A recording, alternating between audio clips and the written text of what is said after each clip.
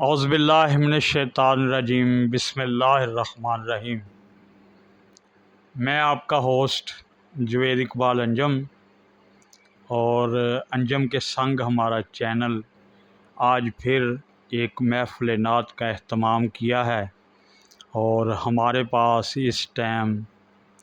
पाकिस्तान के मशहूर नात ख़ानों में एक नात ख़ान जनाब अबरार अतारी साहब तशरीफ़ फरमा हैं, तो उनसे ख़ूबसूरत कलाम सुनते हैं। बिस्मिल्लाह।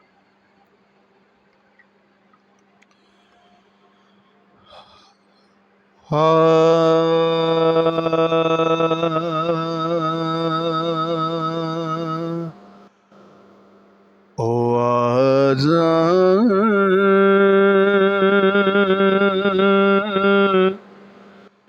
मेरे बेड़े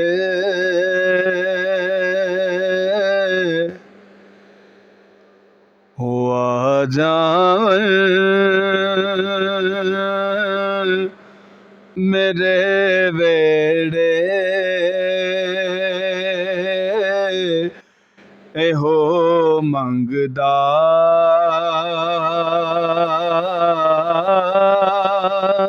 दुआ बैठा हो ना लंघना इसे रस्ते मैं तायों गर सजा बैठा ना लंघना इसे रस्ते मैं तायों गर सजा बैठा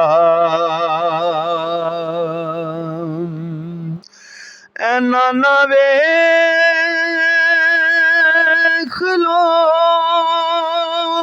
आके नवासे दी सखावत नूं ऐ नाना वेख लो आके नवासे दी सखावत नूं तुसी अकबर दा पुछदे ओ मैं असगर भी लुटा बैठा आ जावन मेरे